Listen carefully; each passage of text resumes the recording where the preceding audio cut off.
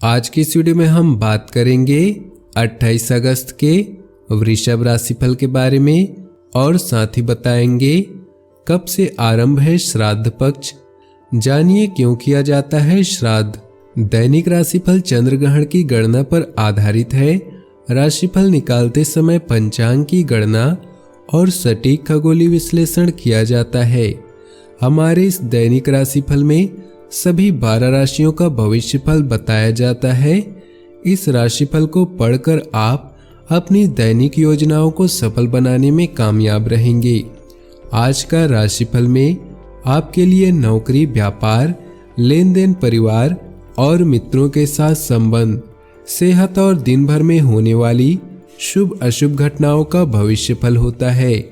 शुरुआत करते हैं आज के पंचांग से।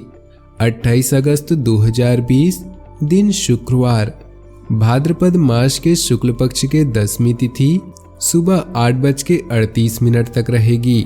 इसके पश्चात एकादशी तिथि आरंभ हो जाएगी। मूल नक्षत्र दोपहर 12:38 तक रहेगी। इसके उपरांत पूर्वाषाढ़ा नक्षत्र आरंभ हो जाएगी। प्रीति नामक योग शाम 4:05 तक रहेगी। इसके उपरांत आयुष्मान योग आरंभ हो जाएगी। सूर्य सिंह राशि और चंद्र धनु राशि में रहेगा। आज का अभिजीत मुहूर्त अर्थात किसी भी महत्वपूर्ण कार्य को आरंभ करने का शुभ समय सुबह 11:56 से दोपहर 12:48 तक रहेगा। इस समय कोई भी महत्वपूर्ण कार्य आरंभ न करे। आज का राहु काल अर्थात अशुभ समय सुबह 10:46 से दोपहर 12:22 तक रहेगा। इस समय कोई भी महत्वपूर्ण कार्य आरंभ न करे। अब बात करते हैं आज के राशिफल की। उससे पहले आपसे निवेदन है, अगर आप भोले बाबा के सच्चे भक्त हैं तो सबसे पहले वीडियो को लाइक करें, उसके बाद वीडियो आगे देखें। आज आपके परिवार में किसी शुभ मांगलिक कार्य के आयोजन की चर्चा चलेगी। अपने जीवन स्तर को सुधारने के लिए आपको केवल स्थायी प्रयोग में आने वाली वस्तुओं की ही खरीदारी करनी चाहिए। सायंकाल के समय किसी खास मेहमान का आगमन हो सकता है, इससे आपका मन प्रसन्न रहेगा। आज आपके लिए भाग्य प्रतिशत 65% है। आज का दिन संघर्षपूर्ण रहेगा। काम में अरुचि का भाव रहेगा। आज किसी भी काम में जरूरत से ज्यादा समय लगेगा। हालांकि आज फैशन, वस्त्र, श्रृंगार के काम में लगे हुए लोगों को लाभ मिलने का योग है। लेखन और शिक्षा के क्षेत्र में भी फायदा होगा।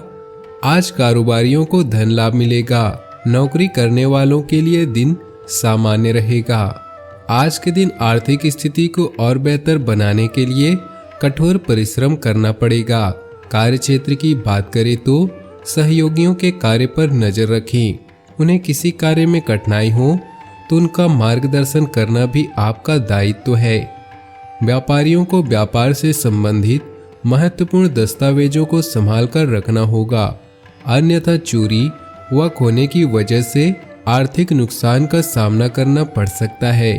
स्वास्थ्य की दृष्टि से देखें तो जो लोग किसी प्रकार का नशा करते हैं उनको इसकी तत्काल त्याग कर देना चाहिए। दाम्पत्य जीवन में जो भी गलतफहमियां थी अब वह खत्म होती दिखाई दे रही हैं। कारोबार में व्यस्तता रहेगी। कार्य क्षेत्र में सम्मान मिल सकता है। मेहनत से धन कमा लेंगे। जो काम पिछले कई दिनों से अधूरे पड़े थे वे निपट सकते हैं। नए एग्रीमेंट या नए संबंध बनने की संभावना है। समय अच्छा है। कई क्षेत्रों में आप एक साथ सक्रिय भी रहेंगे। आगे बढ़ने के लिए आपको अपने जीवन काल में कुछ बदलाव करने पड़ सकते हैं। अविवाहित लोगों को रोमांस के अवसर मिल सकते हैं। यात्रा के योग हैं। प्यार और परिवार की बात करें तो आपका पारिवारिक जीवन सामान्य रहेगा। घर के सदस्यों से सहयोग प्राप्त करेंगे। बहनों से भी बेहतर तालमेल रहेगा। आज दूर रहने वाले संबंधियों से संपर्क होगा। पति, पत्नी और लिव इन पार्टनर आपके लिए आज प्राथमिकता है और आज इनकी तरफ से आपको कोई सरप्राइज मिल सकता है। ऐसे ही प्रयास करने से कुछ ही दिनों में आपका संबंध नई ऊंचाइयों को छुएगा। कानूनी समझौतों टाई अप अभी आपकी सिरदर्द का कारण बन सकते हैं। आज का दिन आपकी भावनाओं को व्यस्त करने का है। अपने दिल के सबसे करीबी से अपने प्यार को जताने और अपने प्यार को महसूस करने के लिए भी आज का दिन उपयुक्त है। उन्हें यह अवश्य बताएं कि आपके जीवन में उनका क्या महत्व है। अपने पार्टनर पर हमेशा विश्वास करें और उनका सम्मान करें। व्यवसाय, कैरियर और आर्थिक राशिफल की बात करें तो नए परिवेश या वातावरण में अपनी प्राथमिकताओं और लक्ष्यों पर ध्यान केंद्रित का यह सही समय है। आज किसी बड़ी खरीद या बिक्री से बचें क्योंकि धन का नुकसान हो सकता है। किसी भी काम के लिए खुद पर विश्वास रखें और योजना बनाकर कोई निर्णय लें। प्यार और स्नेह ऐसी चीजें हैं जिनसे आप किसी का भी दिल जीत सकते हैं। अपने प्रियजनों को यह बताना न भूलें कि आप उनके बारे में क्या सोचते हैं। अपनी भावनाओं को व्यक्त करें, लेकिन ध्यान रखें किसी को ठेस न पहुंचे। यह समय परिवार को समर्पित है, न कि दोस्तों को, इसलिए इसका पूरा आनंद लें। स्वास्थ्य की बात करें तो स्वास्थ्य ठीक रहेगा, परंतु स्त्री वर्ग को अपने स्वास्थ्य के प्रति सचेत रहने की आवश्यकता है। भाग्यशाली रंग और भाग्यशाली अंक की बात करें तो आज आपके लिए भाग्यशाली रंग है आसमानी और भाग्यशाली अंक है 5। कब से आरंभ है श्राद्ध पक्ष, जानिए क्यों किया जाता है श्राद्ध।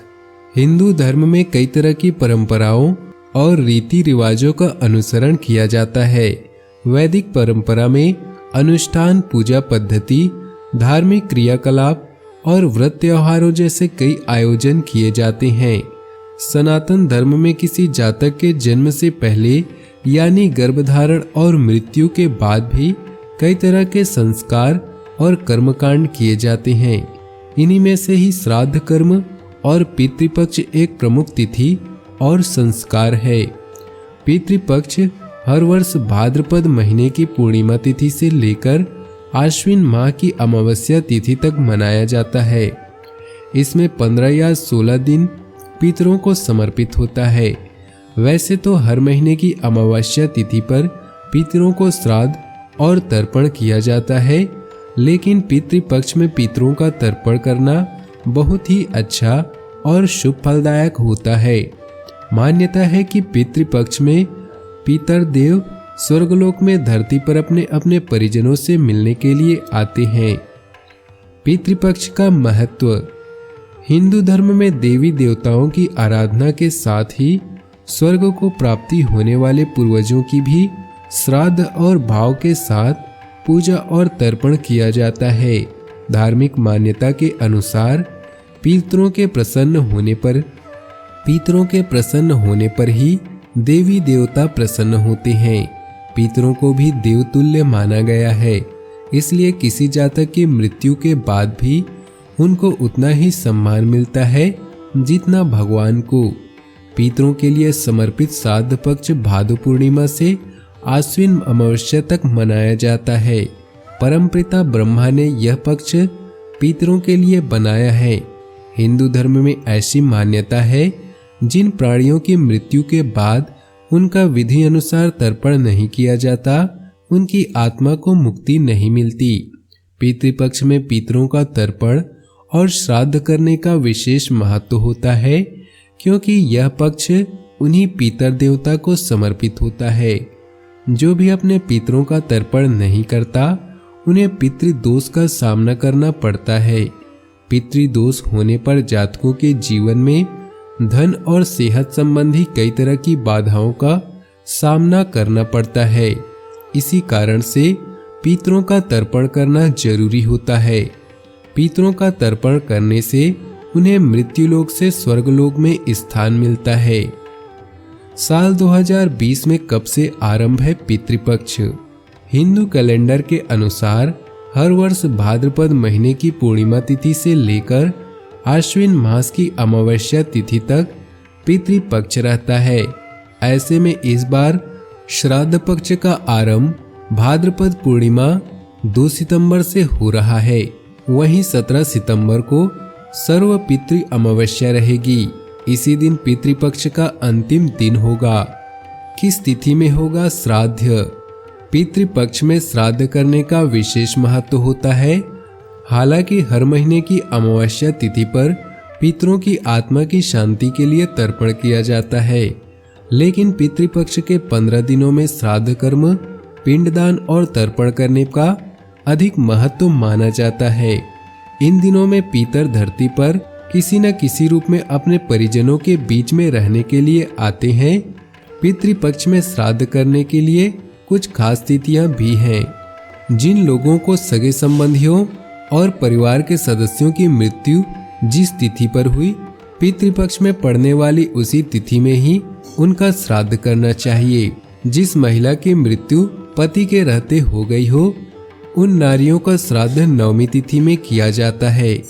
ऐसी स्त्री जो मृत्यु को तो प्राप्त हो चुकी हो किंतु उनकी तिथि नहीं पता, उनका भी श्राद्ध मातृ नवमी को ही करने का विधान है। आत्महत्या, विष और दुर्घटना आदि से मृत्यु होने पर मृत पितरों का श्राद्ध चतुर्दशी में किया जाता है। पिता के लिए अष्टमी तो माता के लिए नवमी तिथि श्राद्ध करने के लिए उपयुक्त मानी जाती है। अगर किसी कारणवश अपने परिजनों की मृत्यु तिथि याद न हो तो सर्व पितृ अमावस्या के दिन करना उचित होता है। अपने जीवन में खुशियां बनाए रखने के लिए नीचे दिए कमेंट बॉक्स में सच्चे श्रद्धा भाव से ओम नमः शिवाय जरूर लिखें। आपका दिन शुभ हो, मंगलमय हो।